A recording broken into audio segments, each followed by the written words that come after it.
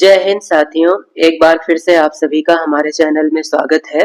आज की क्लास में हम डीएलएड फर्स्ट सेमेस्टर के थर्ड पेपर साइंस के कुछ इम्पोर्टेंट एमसीक्यू क्वेश्चंस को सॉल्व करेंगे। तो आज की क्लास में हम टॉप 60 एमसीक्यू क्वेश्चंस को सॉल्व करने वाले हैं, जो आपकी एग्जाम की तैयारी के लिए बहुत ही इम्पोर्टेंट होंगे। इसलिए आप इन सभी क्वेश्चंस को ध्यान से जरूर देखें और साथ ही साथ अगर आप चैनल पर नए हैं तो चैनल को एक सब्सक्राइब और वीडियो को लाइक जरूर करें। तो आइए स्टार्ट करते हैं आज की क्लास को। पहला क्वेश्चन है, कोशिका भित्ति किसमें पाई जाती है? पादप कोशिका, जंतु कोशिका, दोनों में या फिर इनमें से किसी में नहीं।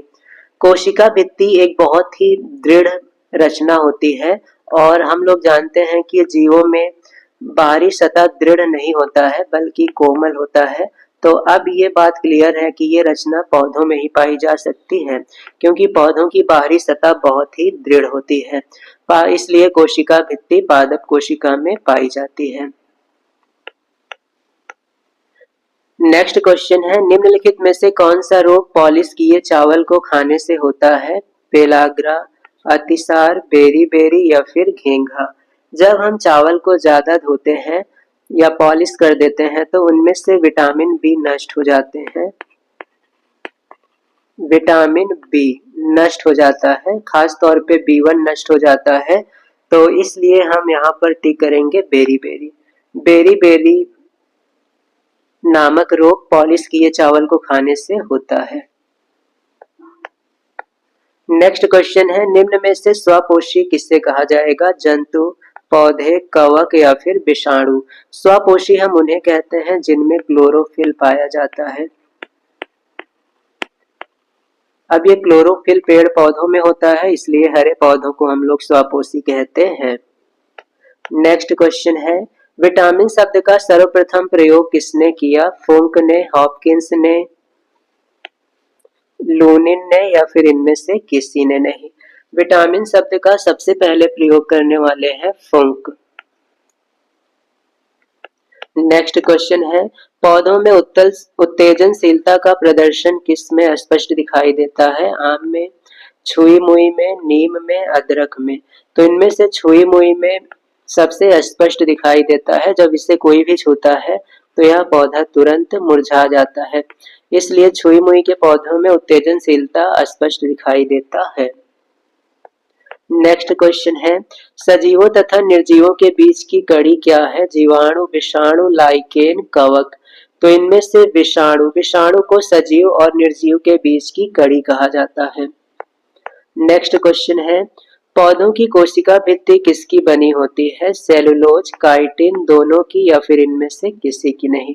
तो सही जवाब है सेलुलोज की। पौधों में कोशिका झिल्ली के चारों ओर एक मजबूत, दृढ़, सख्त रचना पाई जाती है जिसे कोशिका भित्ति कहते हैं और ये बनी होती है सेलुलोज की। नेक्स्ट क्वेश्चन है, निम्न में से संयुक्त पत्ती छाटिए। आम की पत्ती, अमरूद की पत्ती, नींबू की पत्ती या फिर इनमें से कोई नहीं। तो इनमें से कोई भी पत्ती संयुक्त पत्ती नहीं है, तो यहाँ पर सही जवाब हो जाएगा इनमें से कोई नहीं। नेक्स्ट क्वेश्चन है, बल का मात्रक क्या होता है? न्यूटन, सेकंड, किलोग्राम या फिर इनमें से कोई नहीं। बल के एसआई मात्रक की बात करें तो बल का एसआई मात्रक होता है न्यूटन।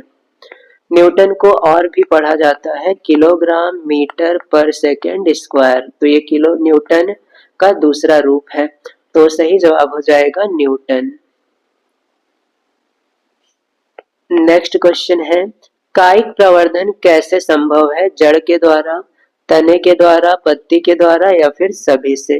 कायिक प्रवर्धन का मतलब होता है पौधे के अन्य भागों के द्वारा, पौधे के अन्य भाग के द्वारा नए पौधे का निर्माण,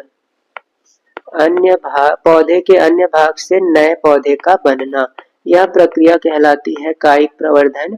और पौधे के जड़, तना, पत्ती सभी से नया पौधा बन सकता है, इसलिए सही जवाब है उपर्युक्त सभी।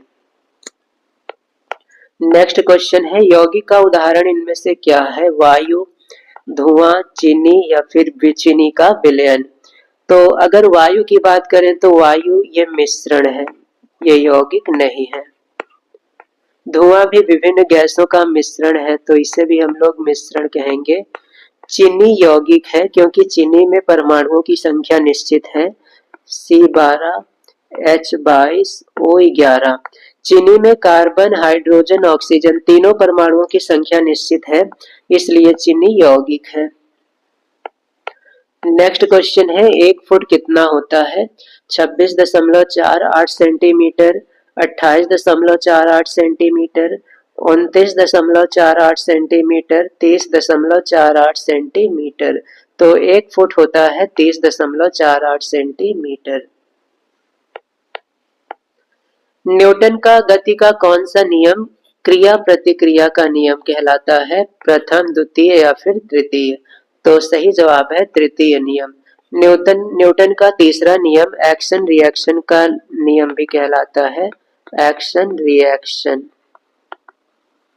पहला नियम जो है इसे हम लोग कहते हैं जड़त्व का नियम।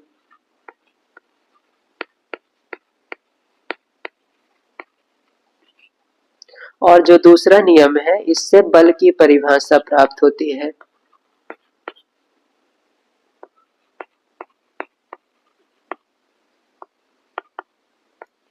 तो इस प्रकार से यहाँ पर तीसरा नियम कहलाएगा क्रिया प्रतिक्रिया का नियम।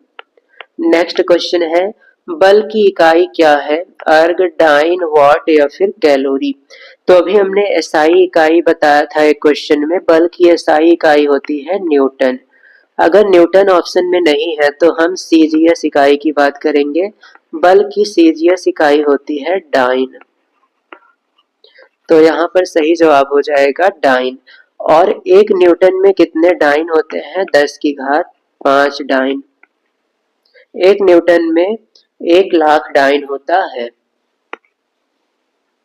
नेक्स्ट क्वेश्चन है, पत्ती का रूपांतरण क्या है? पत्र, प्रकलिका, शल्ककंद, पर्णथैली, पर्णिन, मूल। इनमें से कौन पत्ती का रूपांतरित रूप है? तो सही जवाब हो जाएगा पत्र प्रकलिका। यदि लंबाई का मात्रक मीटर, द्रव्यमान का मात्रक किलोग्राम और समय का मात्रक सेकंड है तो कौन सी पद्धति होगी? तो मीटर से बनेगा m, किलोग्राम से बनेगा k और सेकंड से बनेगा s। तो ये हो गया MKS पद्धति। तो ऐसी पद्धति को हम कहते हैं MKS पद्धति, जिसमें लंबाई का मात्रक मीटर, द्रव्यमान का मात्रक किलोग्राम और समय का मात्रक सेकंड होता है। नेक्स्ट क्वेश्चन है, टका क्या है? जल संचयन की विधि, सिलाई करने की विधि, बांग्लादेश की मुद्रा, प्रदूषण मापने की विधि। तो टका मुद्रा का नाम है और ये मुद्रा है बांग्लादेश की। तो सही जवाब हो जाएगा टका बांग्लादेश की मुद्रा है। नेक्स्ट क्वेश्चन है, द्रव्यमान का मानक मात्रक क्या है? क्विंटल, किलोग्राम, ग्राम या फिर न्यूटन? तो द्रव्यमान का मानक मात्रक होता है किलोग्राम, इसे शॉर्ट में केजी भी लिखते हैं। न्यूटन जो है ये बल का मानक मात्रक है, तो ये बात भी ध्यान में रखेंगे। नेक्स्ट क्वेश्चन है, कौन सी घटना गुरुत्व का उदाहरण नहीं है? जब कोई वस्तु ऊपर से नीचे या नीचे से ऊपर जाएगी तो वो गुरुत्व का उदाहरण होगा। तो पेड़ से पत्ते का गिरना ये ऊपर से नीचे वाली गति है, तो ये गुरुत्व का उदाहरण है। उछाले गए बॉल का धरती पर गिरना, बॉल भी ऊपर से नीचे गिर रही है, तो ये भी गुरुत्व का उदाहरण है। समतल पर गाड़ी को धकेलना, एक गाड़ी को हम इस प्रकार से ढकेल रहे हैं धरती के समांतर, ऊपर से नीचे नहीं, तो इस पर गुरुत्व का कार्य नहीं रहेगा, तो ये गुरुत्व का उदाहरण नहीं है। पहाड़ी से पत्थर का टूटकर नीचे की ओर लुढ़कना, तो यहाँ पर भी पत्थर नीचे लुढ़क रहा है। तो जब भी कोई चीज ऊपर से नीचे या नीचे से ऊपर जाएगी तो वो गुरुत्व का उदाहरण है, और अगर हम धरती पर खींचेंगे तो वो गुरुत्व का उदाहरण नहीं है। तो यहाँ पर समतल पर गाड़ी को ढकेलना ये गुरुत्व का उदाहरण नहीं है। तो यही इस क्वेश्चन का सही जवाब है। कोण का मात्रक क्या होता है? मोल, स्टेरेडियन, एम्पियर या फिर रेडियन? इनमें से कोण का मात्रक क्या है? तो सही जवाब हो जाएगा रेडियन। कोण का मात्रक है रेडियन। एम्पियर मात्रक है विद्युत धारा का।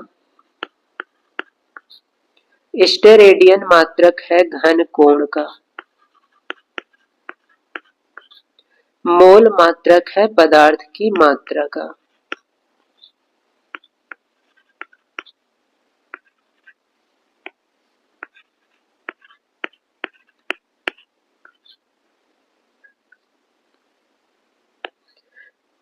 नेक्स्ट क्वेश्चन है, पत्तियों के द्वारा कायिक प्रवर्धन किसमें होता है? ब्रायोफिलम, वैलिसनेरिया, अदरक, सैजिटेरिया। तो इनमें से किस पौधे में पत्तियों के द्वारा ही नए पौधे का निर्माण होता है? पत्ती से नया पौधा बनता है। तो सही जवाब है ब्रायोफिलम। ब्रायोफिलम में पत्ती से नए पौधे का निर्माण होता है। नेक्स्ट क्वेश्चन है, किस रक्त समूह को सर्वग्राही कहते हैं? ए, बी, आई, ये ए है, बी या फिर ओ। इनमें से कौन सा रक्त समूह सर्वग्राही कहलाता है? तो सही जवाब है ए बी। ए बी सर्वग्राही कहलाता है और ओ को हम कहते हैं सर्वदाता।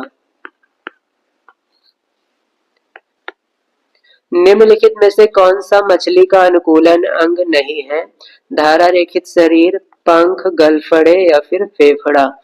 तो इनमें से फेफड़ा मछली का अनुकूलित अंग नहीं है। धारा रेखित शरीर, पंख और गलफड़े ये मछली के अनुकूलित अंग हैं क्योंकि ये मछली को तैरने में सहायक हैं। नेक्स्ट क्वेश्चन है, एपीकल्चर किसे कहते हैं? मधुमक्खी पालन को, रेशम कीट पालन को, दोनों को या फिर इनमें से किसी को नहीं? तो एपीकल्चर कहा जाता है मधुमक्खी पालन को। रेशम कीट पालन को कहते हैं सेरीकल्चर।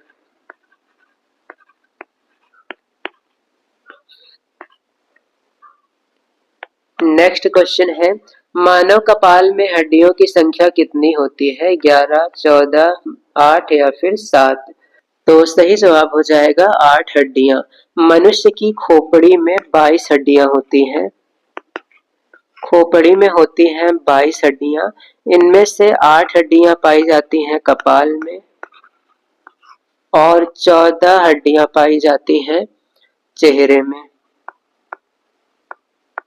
तो चेहरे में 14 हड्डियां और कपाल में 8 हड्डियां होती हैं। नेक्स्ट क्वेश्चन है, निम्नलिखित में से उभयचर प्राणी कौन है? खरगोश, चूहा, कछुआ, गाय। इनमें से कौन उभयचर है अर्थात कौन जल और स्थल दोनों स्थान पर रहता है? तो सही जवाब है कछुआ। कछुआ उभयचर प्राणी है, यह जल में भी रह सकता है और स्थल में भी रह सकता है। नेक्स्ट क्वेश्चन है, मानव शरीर की सबसे बड़ी हड्डी कौन सी है? स्टेपीज, फीमर, टिबुला या फिर टिबिया। मनुष्य के शरीर की सबसे बड़ी हड्डी होती है फीमर और ये होती है जांघ में। तो ये बात भी ध्यान रखेंगे, मनुष्य के जांघ की हड्डी सबसे बड़ी होती है। नेक्स्ट क्वेश्चन है, कंडरा किसे जोड़ता है? हड्डी को हड्डी से, पेशी को पेशी से, तंत्रिका तंत्र को पेशी से, पेशी को हड्डी से। तो सही जवाब है यह पेशियों को हड्डी से जोड़ता है। हमारे शरीर में मांसपेशियों को हड्डी से जोड़े रखने का काम होता है कंडरा का। नेक्स्ट क्वेश्चन है, निम्नलिखित में से कौन सा रोग विटामिन की कमी से होता है? अपूर्णता रोग, कैंसर, टीबी या फिर सभी? तो इनमें से अपूर्णता रोग ये विटामिन बी की कमी से होते हैं। तो अपूर्णता रोग होते हैं विटामिन बी की कमी से। नेक्स्ट क्वेश्चन है, जल तथा खनिज लवणों का संवहन कौन करता है? जाइलम, फ्लोएम, कैम्बियम या फिर इनमें से सभी? जल और खनिज लवण का संवहन करते हैं जाइलम। नेक्स्ट क्वेश्चन है, एक गज कितना होता है? 5 फुट, 3 फुट, 4 फुट या फिर 2 फुट? एक गज बराबर होता है 3 फुट के। तो ध्यान रखेंगे, इंपॉर्टेंट क्वेश्चन है, एक गज बराबर होगा 3 फुट।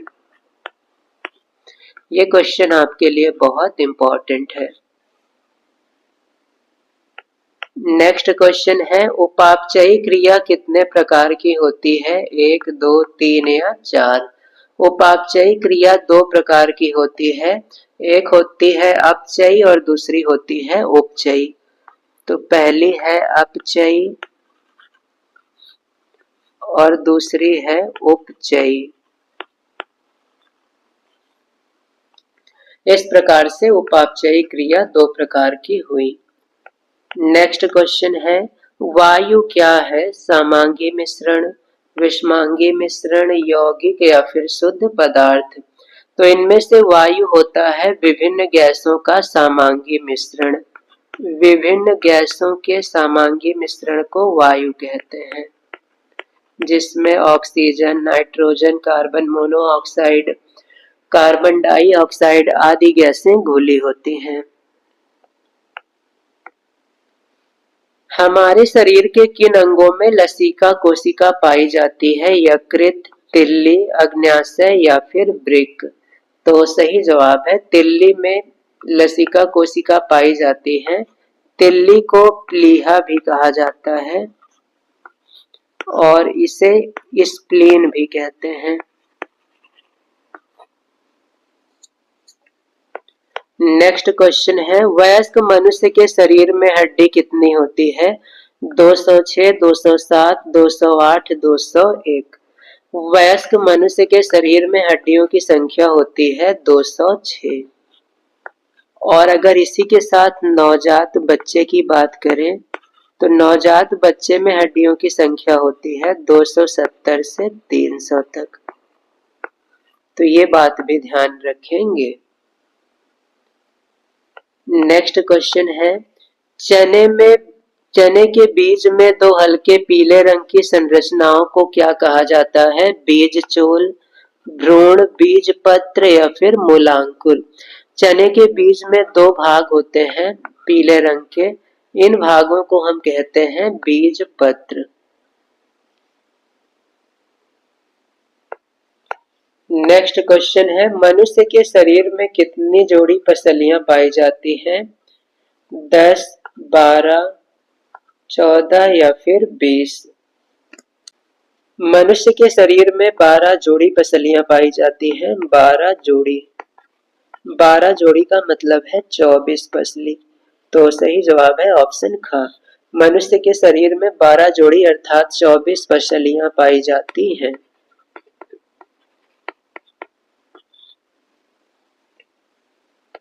नेक्स्ट क्वेश्चन है, मनुष्य की खोपड़ी में कितनी हड्डियां होती हैं? 14, 23, 32 या फिर 40? मनुष्य की खोपड़ी में हड्डियों की संख्या, तो सही जवाब है मनुष्य की खोपड़ी में 22 हड्डियां होती हैं। तो आप लोग ध्यान रखेंगे मनुष्य की खोपड़ी में 22 हड्डियां होती हैं। तो ऑप्शन यहाँ पर एक भी सही नहीं है। मनुष्य की खोपड़ी में 22 हड्डियां होती हैं। नेक्स्ट क्वेश्चन है, दौड़ने हेतु इनमें से कौन सा प्राणी अनुकूलित है? चमगादड़, एंटीलोप, यूरोमेट्रिक्स या फिर साइरन? इनमें से कौन सा प्राणी दौड़ने के लिए अनुकूलित है? तो सही जवाब है एंटीलोप। एंटीलोप दौड़ने में बहुत फास्ट होता है। दही से मक्खन को पृथक करने की विधि का क्या नाम है? ऊर्ध्वपातन, अपकेंद्रण, तलछटीकरण, निस्यंदन? इनमें से किस विधि के द्वारा दूध से मक्खन को अलग करते हैं, दही से मक्खन को अलग करते हैं? तो सही जवाब है अपकेंद्रण विधि।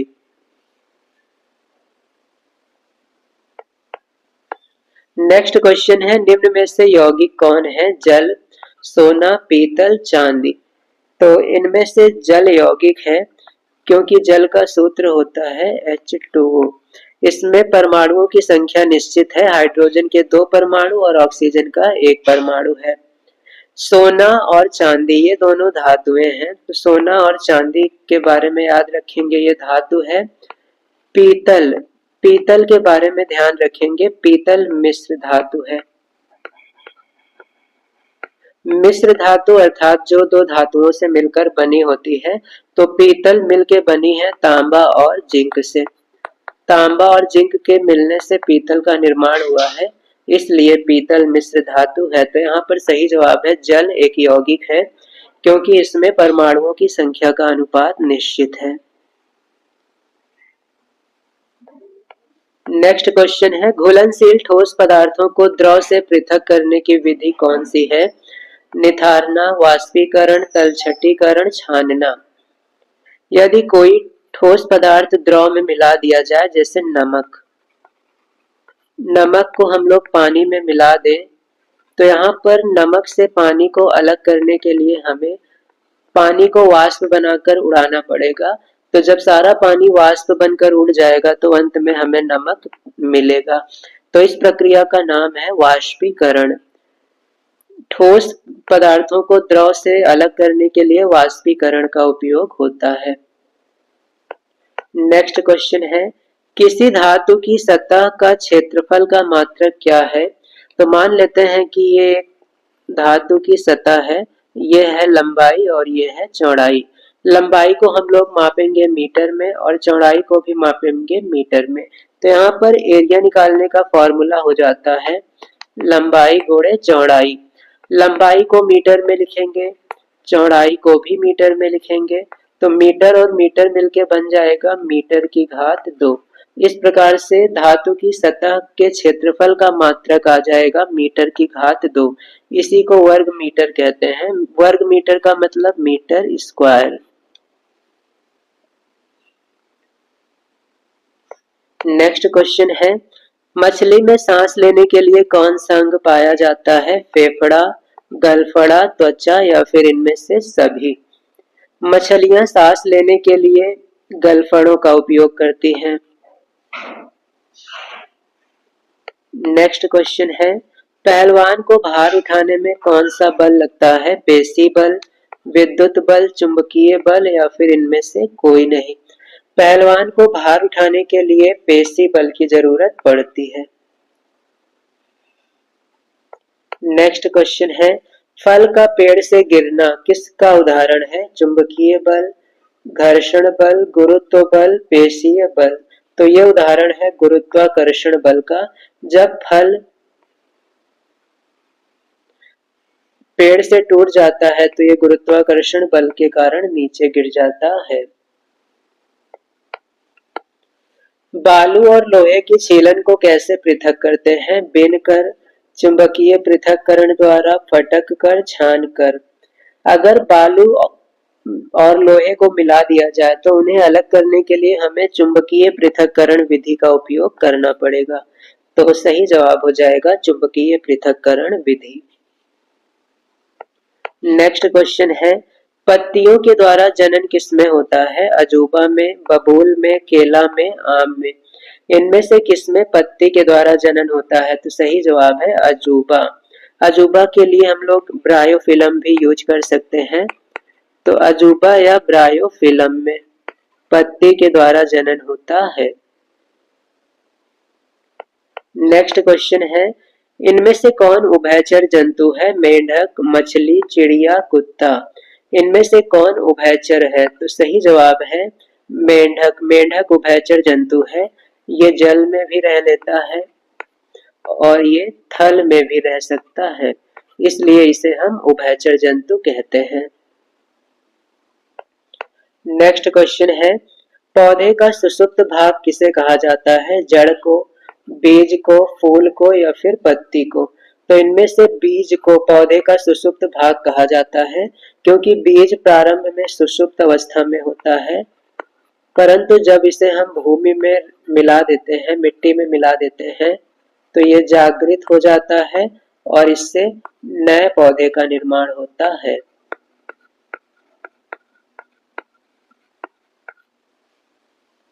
नेक्स्ट क्वेश्चन है, पौधे श्वसन की क्रिया में कौन सी गैस लेते हैं? Carbon dioxide, oxygen, nitrogen, carbon monoxide. पौधे सांस लेने के दौरान कौन सी गैस सांस लेते हैं? तो सही जवाब हो जाएगा कार्बन डाइऑक्साइड। पौधे कार्बन डाइऑक्साइड गैस को ग्रहण करते हैं। और अगर मनुष्य की बात करें तो मनुष्य ऑक्सीजन गैस को ग्रहण करता है। तो मनुष्य ऑक्सीजन गैस को ग्रहण करता है और पेड़ पौधे कार्बन डाइऑक्साइड को। मरुस्थलीय पौधों की पत्तियां किसमें रूपांतरित हो जाती हैं? कांटों में, तने में, जड़ में या फिर इनमें से सभी में? मरुस्थलीय पौधों की पत्तियां ये सब कांटों में रूपांतरित हो जाती हैं ताकि जल की हानि कम हो जाए। जल की हानि को कम करने के लिए मरुस्थलीय पौधों की पत्तियां कांटों में बदल जाती हैं क्योंकि मरुस्थल में जल काफी कम मात्रा में होता है, इसलिए जल की हानि में कमी करने के लिए वहां की पत्तियां कांटों में परिवर्तित हो जाती हैं। नेक्स्ट क्वेश्चन है, चेहरे में हड्डियों की संख्या कितनी होती है? 3, 7, 13, 14। तो अभी हमने बताया था मनुष्य के चेहरे में 14 हड्डियां होती हैं और अगर कपाल की बात करें तो कपाल में 8 हड्डियां होती हैं और अगर खोपड़ी की बात आ जाए तो खोपड़ी में 22 हड्डियां होती हैं। नेक्स्ट क्वेश्चन है, मछली में अनुकूलन क्या है? गलफड़ों द्वारा श्वसन करना, शरीर का आकार धारा रेखित होना, दोनों या फिर इनमें से कोई नहीं। तो यहाँ पर सही जवाब हो जाएगा उपर्युक्त दोनों। मछलियां गलफड़ों से श्वसन करती हैं और इनका आकार धारा रेखित होता है, ये दोनों ही अनुकूलन है। नेक्स्ट क्वेश्चन है, पौधों की पत्तियों में जल का वाष्प के रूप में निकलना क्या कहलाता है? रसारोहण, वाष्पोत्सर्जन, जल संचयन या फिर इनमें से कोई नहीं। जल की पत्तियों से जल का वाष्प के रूप में निकलना, इस प्रक्रिया को वाष्पोत्सर्जन कहते हैं। नेक्स्ट क्वेश्चन है, पत्तियों का रंग हरा किसके कारण होता है? सेलुलोज, पर्णहरिम, क्लोरोप्लास्ट या फिर सभी। पत्तियों के हरा रंग का जो कारण होता है वो है क्लोरोफिल। क्लोरोफिल को हिंदी में पर्णहरिम कहा जाता है, तो पर्णहरिम का दूसरा नाम क्लोरोफिल है। क्लोरोफिल के कारण पत्तियों का रंग हरा होता है।